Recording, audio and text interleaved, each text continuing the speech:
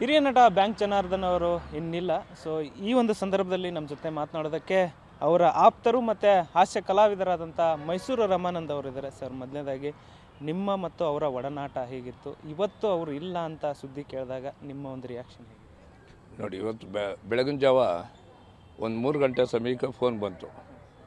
ನಮ್ಮ ಬ್ಯಾಂಕ್ ಜನಾರ್ದನ್ರವರ ನೆಂಟರು ವಿಠಲ್ ಮೋರೆ ಅಂತೇಳಿ. ನಾನು ಫೋನ್ ಏನು ಬಂತು ಅಂತೇಳಿ ಮಾತಾಡಿದೆ. ನಾನು 2:15 ಅಲ್ಲಿಂದ ಬಂದಿದ್ದೆ, ಇಲ್ಲಿ ಹಾಸನ ಶಿರಾದಲ್ಲಿದ್ದೆ. ಬಂದವನು ರಮಾನಂದ್ ಒಂದು ಕೆಟ್ಟ ಸುದ್ದಿ ಅಂದರು. ಏನು ಸರ್ ಅಂತ ಹೇಳಿದೆ.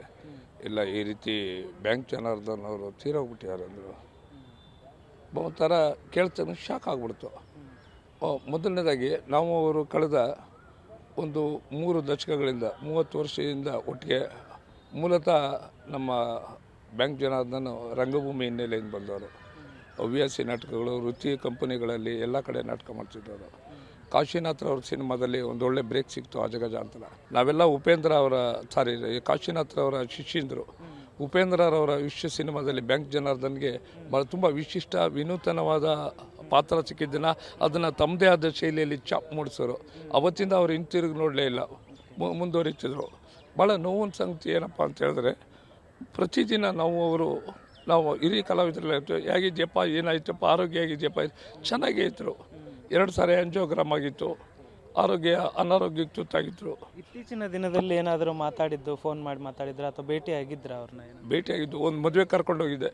ಕೋಲು ಹಿಡ್ಕೊಂಡು ಬಂದರು.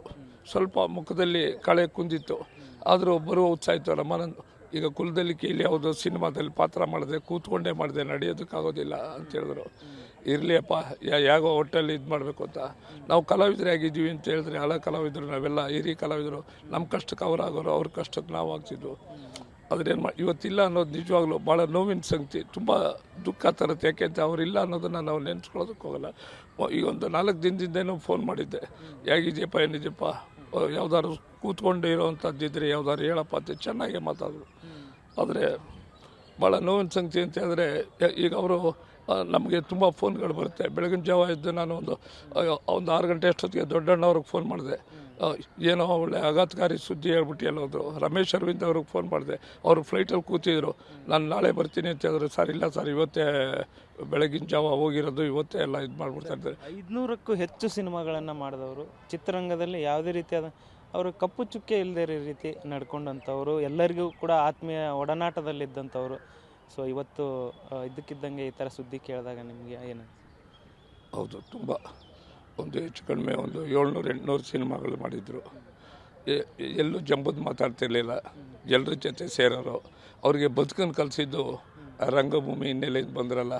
ಬ್ಯಾಂಕನ್ನು ಉದ್ಯೋಗದಲ್ಲಿ ಅಲ್ಲಿ ಕೆಲಸ ಬಿಟ್ಟರು, ಸಂಬಳ ಬಿಟ್ಟರು, ಇಲ್ಲಿ ಬಂದು ಸಿನಿಮಾದ ಬಣ್ಣದ ಬದುಕಿನಲ್ಲಿ ತೊಡಗಿಸ್ಕೊಂಡವರು.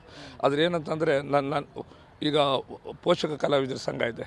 ನಾವೆಲ್ಲ ಕಲಾವಿದರ ಸಂಘದಲ್ಲಿ ನಾನು, ಬ್ಯಾಂಕ್ ಜನಾರ್ದನ್, ಡಿಂಗ್ರಿ ನಾಗರಾಜು, ಬಿರಾದ, ನಾವೆಲ್ಲ ಮೆಂಬರ್ ಆಗಿದ್ದು. ಸುಂದರರಾಜು ಇವ್ರ ಜೊತೆಯಲ್ಲೆಲ್ಲ ಇದ್ದಾಗ ಆ ಸಮಯದಲ್ಲಿ ಅಲ್ಲಿಂದ ಹೊರಗಡೆ ಬಂದು ಅದು ಅಷ್ಟು ಕ್ರಿಯೇಟಿವಿಟಿಯಾಗಿ ವರ್ಕ್ ಮಾಡ್ತಾ ಇರಲಿಲ್ಲ. ಇಲ್ಲಿ ಬಂದ ಮೇಲೆ ಬ್ಯಾಂಕ್ ಜನಾರ್ದನ್ ಅವರ ಸಾರಥ್ಯದಲ್ಲಿ ಪೋಷಕ ಕಲಾವಿದರ ಸಂಘ ವ್ಯವಸ್ಥೆ ಮಾಡ್ತಾರೆ. ನಾನು ಕೇಳ್ಕೊಳ್ಳೋದಿಷ್ಟೇ, ನಮ್ಮ ಪೋಷಕ ಕಲಾವಿದರ ಸಂಘದಲ್ಲಿ ಈಗ ಒಡಕುಂಟಾಗ್ಬಿಟ್ಟಿದೆ. ಈ ಥರ ಸಂದರ್ಭಗಳಲ್ಲಿ ಯಾರು ಸಹ ತೀರೋದರೆ ನಮ್ಮ ಪೋಷಕ ಕಲಾವಿದರ ಸಂಘದಿಂದ ಒಂದು 25,000 ರೂಪಾಯಿ ಕೂಡ ಒಂದು ವ್ಯವಸ್ಥೆನೂ ಮಾಡಿದೆ.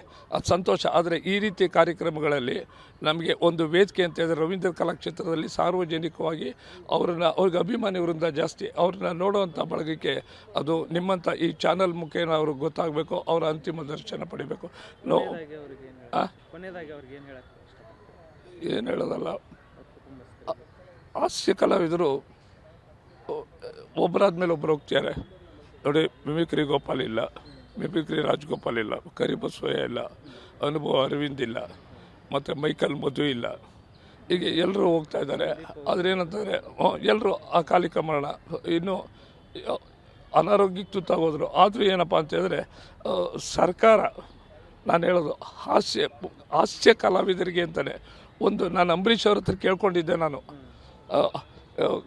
ಕಲಾವಿದರದು ಒಂದು, ರಾಜ್ಕುಮಾರ್ ಅವ್ರದ್ದು ಒಂದು ಸಂಗ್ರಹಾಲಯ ಇದೆ, ವಿಷ್ಣುವರ್ಧನ್ ಅವ್ರದ್ದು ಒಂದು ಇದೆ, ಕುಮಾರ ತ್ರಯರು ಅಂತ ಇತ್ತು, ಆವಾಗ ಈಗ ಇಬ್ಬರಾದರು. ಆನಂತರ ಹಾಸ್ಯ ಕಲಾವಿದರು ಅಂದರೆ ನರಸಿಂಹರಾಜು, ಬಾಲಕೃಷ್ಣ ಈಗ ಬರುತ್ತೆ. ಪೋಷಕ ಕಲಾವಿದರು ಅಂದರೆ KS ಅಶ್ವಥ್ ಬರ್ತಿಗೆ ಎಲ್ಲ ರೀತಿ ಪಾತ್ರಗಳಲ್ಲೂ ತೊಡಗಿಸ್ಕೊಂಡವ್ರಿಗೆ ಒಂದು ಚಿಕ್ಕದಾದ ಒಂದು ಬಿಲ್ಡಿಂಗ್ ಮಾಡಿ ಅದರಲ್ಲಿ ಒಂದು ಯೋಗ್ಯವಾದ ಒಂದು ಸಂಗ್ರಹಾಲಯ ಮಾಡಬೇಕು ಅಂತ ನಾನು ಕೇಳ್ಕೊಂಡಿದ್ದೆ ಅಂಬರೀಷ್ ಅವರಿಗೆ. ಅಂಬರೀಷ್ ಏನೂ ಮಾತಾಡಲಿಲ್ಲ. ಈಗಲೂ ನನ್ನ ಸರ್ಕಾರಕ್ಕೆ ಭಿನ್ನವಿಸ್ಕೊಳ್ಳೋದಿಷ್ಟೇ. ಏನಂತ ಹೇಳಿದ್ರೆ ಹಾಸ್ಯ ಕಲಾವಿದರು ಎಲ್ಲರನ್ನೂ ನಗಿಸ್ತಾರೆ. ಅವ್ರ ಜೀವನದಲ್ಲಿ ಭಾಳ ತೊಂದರೆ ಆಗಿಬಿಡುತ್ತೆ, ಹೇಳ್ಕೊಳಕ್ಕಾಗಲ್ಲ. ಅವರು ಕೆಲವುದನ್ನ ನಾನು ಮಾಧ್ಯಮದಲ್ಲೂ ಹೇಳೋಕ್ಕಾಗಲ್ಲ, ಅಷ್ಟು ತೊಂದರೆ ಇರುತ್ತೆ.